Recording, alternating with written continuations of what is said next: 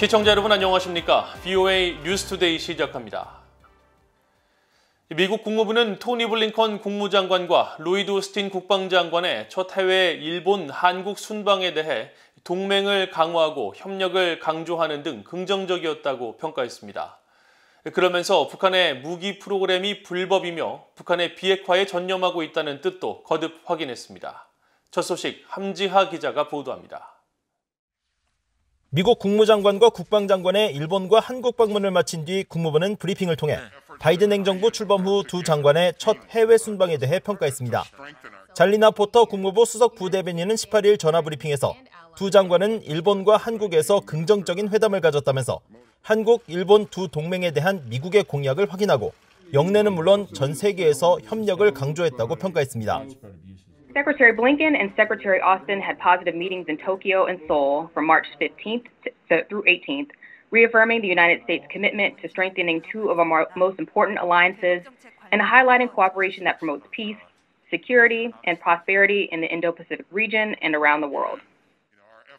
앞서 블링컨 장관과 오스틴 장관은 일본과 한국에서 각각 외교장관 회담과 국방장관 회담을 갖고 이어 두 장관이 동시에 참석하는 이른바 2+2 회의를 개최했습니다. 두 장관은 이번 방문에서 북한 문제에 대한 대응과 양자는 물론 미한일 3국 공조, 중국 문제 등에 대한 협력 등을 논의했습니다. 특히 한국과의 2+2 회담에서는 북한의 핵과 탄도미사일 문제가 동맹의 우선 관심사임을 강조하고 이 문제에 대처하고 해결한다는 공동의 의지를 재확인했습니다. 또 북한을 포함한 국제사회가 이와 관련한 유엔 안전보장이사회 결의를 완전히 이행하는 것이 중요하다는 점을 확인했으며 미한 양국은 한반도와 관련된 모든 문제들을 긴밀히 조율하고 있다고 말했습니다. 포터 부대변인은 이번 방한 기간 중 북한의 비핵화란 용어를 사용한 미국과 달리 한국 측이 한반도의 비핵화를 언급한 것과 공동성명에 북한의 비핵화란 말이 빠진 데 대한 BOA의 질문에 직접적인 답변 대신 북한의 무기 프로그램이 불법이란 점을 거듭 강조했습니다. North Korea's WMD programs, as reflected in multiple UN Security Council resolutions, are unlawful and constitute a threat to international peace and security. 이어진 관련 질문에는 북한의 핵 활동에 대해 여전히 우려하고 있고 북한의 비핵화에 여전히 전념하고 있다며 북한의 비핵화란 표현을 사용했습니다. 이런 가운데 토니 블링컨 국무장관은 알래스카 앵커리지로 이동해 중국 왕이 외교부장 등과 고위급 회담을 합니다. 한국과 일본 방문 후 이뤄지는 중국 측과의 첫 회담에서 북한의 비핵화에 대한 어떤 논의가 이뤄질지 주목됩니다. VOA 뉴스 함지하입니다. 이번 국무장관과 국방장관의 한국 방문에서 미국 측은 한반도 비핵화 표현 대신 대부분 북한 비핵화라는 표현을 사용했습니다. 그동안 한반도 비핵화라는 표현을 사용해 비핵화 주체에 대한 개념이 모호했었는데 전문가들은 비핵화 범위 제한에 대한 두 가지 표현의 의미를 분명히 하고 미한 간 이견이 없어야 한다고 지적했습니다. 안소영 기자가 보도합니다. 토니 블링컨 미국 국무장관은 17일 미한 외교장관 회담 모두 발언을 통해 대북 정책 목표를 설명하면서 북한 비핵화를 강조했습니다. 전날 열린 일본과의 외교, 국방장관 회의에서 채택한 공동성명에서도 미일 양국은 북한의 완전한 비핵화에 대한 전념을 재확인했다면서 그동안 사용됐던 한반도 비핵화 대신 북한 비핵화 표현을 분명히 했습니다. 마크 피츠패트릭 국제전략문제연구소 워싱턴 소장은 한반도 비핵화라는 표현은 외교적 수사일 뿐 핵무기 없는 한국을 포함하는 것은 잘못된 것이라고 지적했습니다. 핵무기가 없는 한국을 비핵화 범위에 포함하는 것은 오도된 것이며 북한은 한반도 비핵화와 비슷한 미국의 해구산을 포함한 핵 위협을 제거하는 조선반도 비핵화를 쓰고 있다는 겁니다.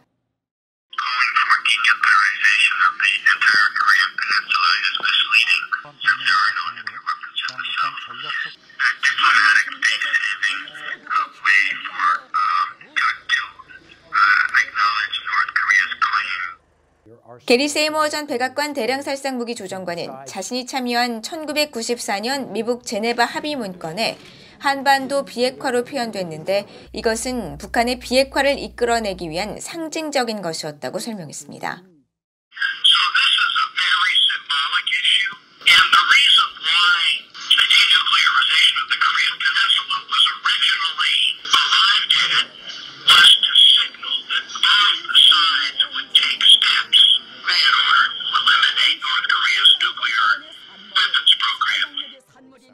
브루스 클링너 헤리티지 재단 선임연구원은 두 용어에 대한 논란은 북한이 무엇을 원하는지 방증한다고 말했습니다. 두 용어의 차이는 유엔 결의안 11개 항에 따른 이행과 한국 그리고 한국 주변의 미군 문제를 해결하기 위해 북한 정권이 추진하는 용어의 차이라면서 트럼프 행정부에서 도출된 싱가포르 공동선언에서 북한 비핵화가 아니라 북한이 주장하는 용어와 비슷한 한반도 비핵화를 사용한 것은 북한에게 광범위한 정의를 밀어붙이는 문을 열어줬다면서 협상의 기본은 북한의 핵무기 프로그램 포기라고 강조했습니다. 이런 가운데 한국의 정의용 외교부 장관은 2+2 회담 후 관련 사안에 대해 한국은 완전한 비핵화를 했기 때문에 북한도 비핵화를 같이 하자는 의도라면서 국제사회에서 북한의 비핵화보다 한반도 비핵화가 당당하게 요구할 수 있기 때문에 한반도 비핵화라는 표현이 더 올바른 표현이라고 주장했습니다. 워싱턴 내 한반도 전문가들은 비핵화 대상과 관련한 정의에 대해 미한 간 이견이 없어야 한다고 지적했습니다. 특히 마크 피츠패트릭 국제전략문제연구소 워싱턴 소장은 미국과 한국이 비핵화 목표에 대한 정의에 동의하지 못했다면서 바이든 행정부의 시작이 주요 동맹국과 북핵 문제에 대해 다른 그림을 그린 것 같아 우려된다고 밝혔습니다. VOA 뉴스 안소영입니다. 미국 의회 내 코리아 코커스 소속 공동의장들이 토니 블링컨 국무장관과 로이드 오스틴 국방장관의 한국 방문을 높이 평가하며 미한 동맹의 중요성을 강조했습니다. 민주당의 아미베라 하원의원과 게리 코널리 하원의원, 공화당의 조 윌슨 하원의원과 마이크 켈리 하원의원은 18일 공동성명을 통해 블링컨 국무장관과 오스틴 국방장관의 조기 방한과 미한 2+2 회의 참석을 환영한다고 밝혔습니다. 이들 의원들은 또 미한 동맹은 인도태평양 지역의 국가 안보와 안정의 핵심 축이라고 강조하고 민주주의와 자유시장 경제, 인권과 법치에 대한 공동의 약속으로 결속된 두 나라는 국내와 영내 그리고 전 세계의 도전 과제를 해결하기 위해 노력할 것이라고 밝혔습니다. 북한이 제기하는 사이버상의 위협이 국제사회와 금융, 지적재산권 분야에 현저한 위협이 되고 있으며 국제사회는 북한의 사이버 위협을 제대로 평가해 대응해야 한다는 내용의 보고서가 나왔습니다. 미국 하버드 대학이 발간하는 국제관계 학술 저널인 하버드 인터내셔널 리뷰는 18일 북한의 사이버 위협에 관한 보고서를 통해 북한은 위험은 적고 보상은 큰 사이버 공간에서의 악성 행위에 사활을 걸고 있다면서 이들이 국제사회와 금융, 지적재산권 분야에서 눈에 보이지 않지만 현저한 위험을 초래하고 있다고 지적했습니다. 또 이들이 사이버 공격을 통해 북한의 핵과 탄도미사일 프로그램의 자금 조달 같은 2차 지령을 수행하면서 세계 평화와 안보를 더욱 불안정하게 하고 있다며 예측 가능한 미래에 이러한 위협이 감소하지 않을 것으로 우려했습니다. 그러면서 유엔 차원에서 국제규범과 법률을 촘촘히 해 북한의 사이버 위협을 효과적으로 억제할 기구를 신설하고 개인과 단체에 제재를 가하는 방안을 고려해야 한다고 강조했습니다. 지난 2월 북한과 중국의 무역액이 전년 대비 98%나 감소한 것으로 나타났습니다.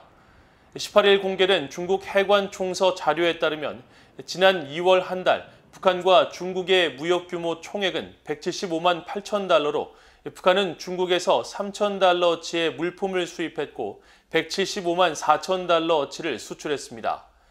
이 같은 북중 교역 규모는 지난해 같은 기간에 비해 98.4%나 감소한 것으로 지난달 북한의 대중 수입 규모는 100%, 대중 수출 규모는 69.7% 줄어든 것으로 집계됐습니다. 북한의 대중무역액이 역대 최저 수준으로 줄어든 것은 이따른 북한의 핵과 미사일 개발 실험에 따른 국제사회의 제재 영향에다 신종 코로나 바이러스 사태 이후 북한 당국이 취했던 전면적인 국경 봉쇄 조치 때문인 것으로 분석되고 있습니다. 1968년 한국 울진과 삼척 지역에서 발생한 북한 무장공비 침투 사건 당시 희생자들의 유가족이 북한과 김정은 국무위원장을 상대로 손해배상 청구 소송을 제기했습니다. 당시 무장공비들은 강원도 평창에서 고 고원석 씨의 아버지와 어머니, 아내, 두 딸 등 일가족 5명을 살해했는데 고원석 씨의 아들이자 위자료 청구권을 상속한 고석주 씨의 법률 대리인은 지난 15일 춘천지법 강릉지원에 소장을 제출했다고 연합뉴스 등 한국 언론들이 전했습니다. 보도에 따르면 고 씨 측 변호인은 소장에서 북한 무장공비에 의해 참혹하게 살해된 일가족의 유가족들이 느꼈을 정신적인 고통은 이루 말할 수 없다며 북한은 2억 2,500만 원을, 김정은 위원장은 909만 원을 각각 지급할 의무가 있다고 밝혔습니다. 울진 삼척 무장공비 침투 사건은 1968년 10월 말부터 11월 초 사이 3차례에 걸쳐 무장공비 120명이 침투한 사건으로 공비들은 당시 이승복군 가족과 고원식 씨 가족을 비롯해 민간인 40명을 무참히 살해하는 만행을 저질렀습니다. 이상으로 BOA 뉴스투데이를 모두 마칩니다. 시청해주신 여러분 고맙습니다.